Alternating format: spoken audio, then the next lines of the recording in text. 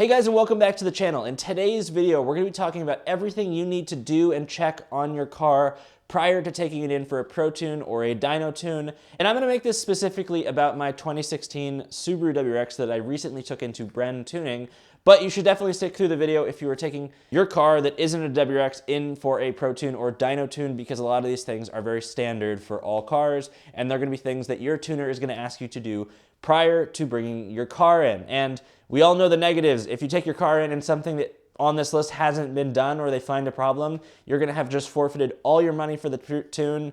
You're going to forfeit your deposit, because usually you're going to have to put a deposit down, and you're going to lose that money and have to fix your car after, and it's going to screw up your entire schedule. That being said, guys, if you like automotive content and want to see more content about my 2016 WRX, or want to find out more information about tuning or doing things to your cars, or generally car modification, please consider subscribing to the channel. And if this video is helpful to you, please consider giving me a like and commenting in the comment section below, because it really helps my channel grow and me to get content to you guys as I want to do. But it's a huge help. I mean, it really is a huge help. So I do appreciate it for you guys that give me the thumbs up.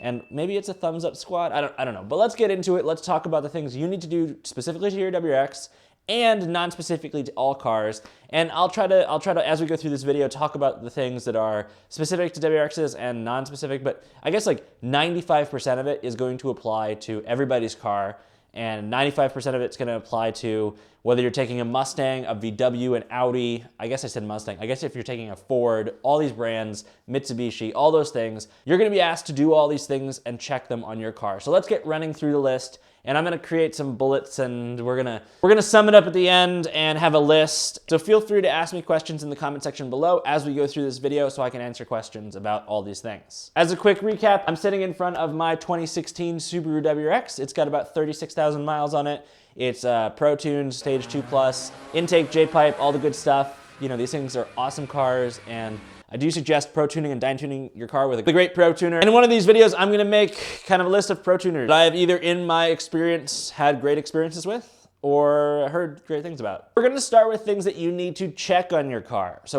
there's like kind of two things. There are things that you need to check on your car, and then there are things you need to do in preparation for the dyno tune. So we're gonna start with the things that you need to check on your car, because I think those are the major maintenance heavy things that could take some time, and most people don't realize that you need to actually do. Number one on your list, and this is something that a lot of you guys are actually going to go to shops to do, or if you have the right equipment and you have the right knowledge and know-how, you can do it yourself, but is a cylinder leak down test or a cylinder compression test. The cylinder leak down test is often a CLT, and that's what you hear. And this is something that, especially if you've got a car that isn't necessarily new, so my car had about 32,000 miles on it when I brought it to Bren Tuning to get tuned. So they weren't super concerned. They looked at what the readings were when they plugged in the OBD2. They didn't do a full cylinder compression test. Maybe they should have. Maybe I should have done it before, but I was pretty confident that the car was new enough and I didn't have any issues running it, and I've been monitoring it on the access port and looking at different dynamics and engine dynamics for a long time, that I felt that maybe I didn't need to do it. That being said, I took a risk, and I don't recommend you guys taking that risk on your car. So this is a really important thing, because ultimately it's going to be what keeps your engine from going boom and like insert explosion now. I don't know if I'm going to insert an explosion, but you know, it is a time and labor intensive thing to do, especially if you don't have all the tools readily available and you haven't done it before. There is a learning curve. And if you want to know what typical numbers are, you can either look it up or drop a comment in the comment section below. Let me know. I'll probably post like a little article in the comment section for what your typical compression test numbers are. But I think most of you guys don't care about that kind of stuff unless you're doing it yourself, but I think you're going to take it to somebody to do it. So let's move on. Next thing to do is to check all of your fluids. I do highly recommend doing an oil change, maybe like 500 miles prior to your tune,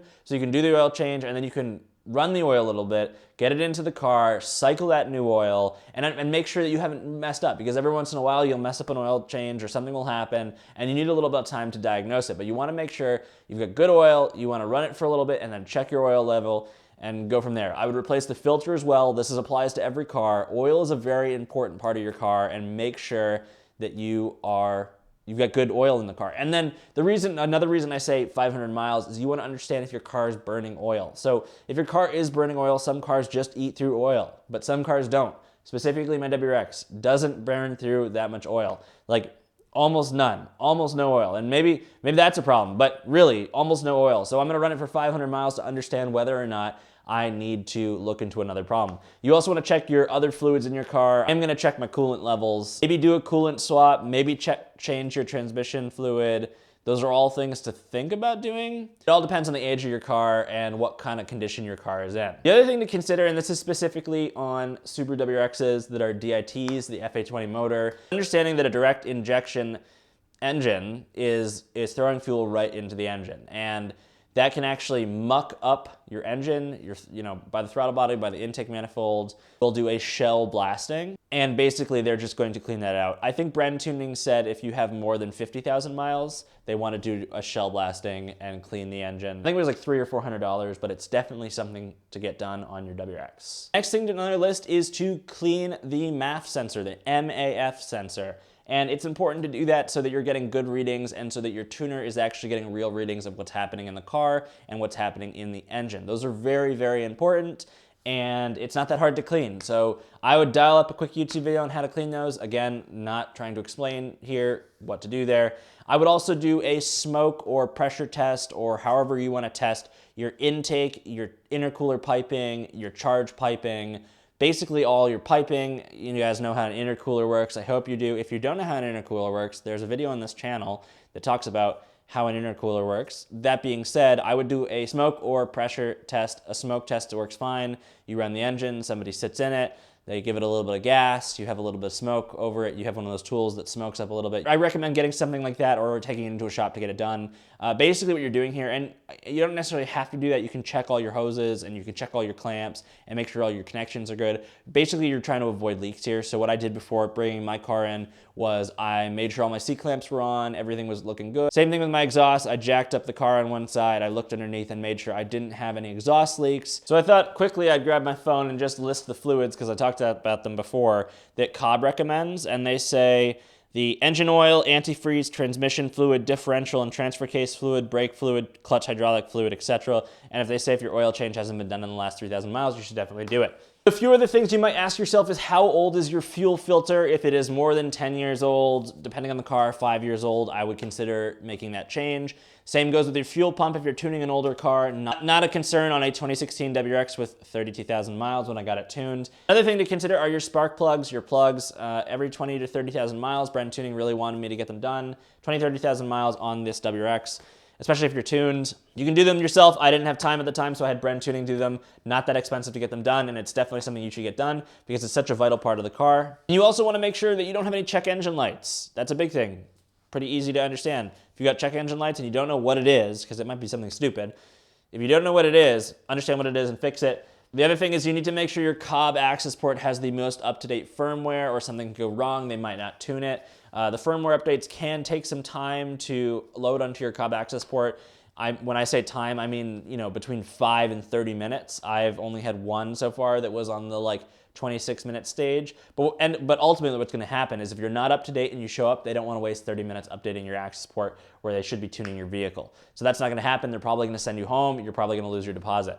And the last thing is you need to have the gasoline that you intend on running for the entirety of the rest of the car's life, as long as you maintain that tune. Now, some of you guys might not do that. You might not be able to do that. But for me, I tuned my car around Shell V-Power. And that was a recommendation from Brand. I've always run Shell V-Power on all my cars. And basically, I said, I'm only gonna run Shell V-Power, and that allowed him to optimize the tune for that kind of gas. So the other thing to consider is you do not wanna show up with a full tank. Some tuners ask that you show up with more than half a tank. And that's if they're gonna do a lot of runs and stuff. But what I found with most experienced tuners, they want you to show up with about a quarter tank of gas. Maybe a little bit more, but usually around a quarter tank. The reason being, they need enough gas to run the car on the dyno and to do a drive after to understand how the vehicle is running and doing all that good stuff. The other thing is if something goes wrong with your fuel pump, they need to be able to fix it and take it apart without having to abate a bunch of gas. Imagine having a full gas tank and you need to drop the gas system. You've got to dump all that gas somewhere and take it out and do all that stuff. That takes time. And a fuel pump needing to be replaced is not that uncommon when tuning cars, depending on how much power you're pushing. So it's something to consider doing when you're tuning your car. Well guys, I hope I gave you some information, and I apologize if this video is super long, but there are a lot of things to consider when you're taking your car in to get tuned. I hope I went over everything, and if I didn't go over everything, I'm gonna drop it up now. But if I'm not dropping anything now, I think I went over everything that you need to know about taking your WRX or whatever car you drive in for a dyno tune. And I hope you guys enjoyed the video. If you have any questions about preparing your car or getting your car tuned, definitely drop it in the comment section below, and I'll try my best to answer it. And if I can't answer it, I'll link you to somebody that is an expert, whether it's a tuner itself or somebody that's, no, a tuner itself pretty much. So I'll link you to somebody if I can't answer it, but I'm pretty confident that I can answer most of your questions about tuning WRXs or other cars, so definitely drop it in the comment section below. Thanks for watching, guys. I hope you enjoyed the video.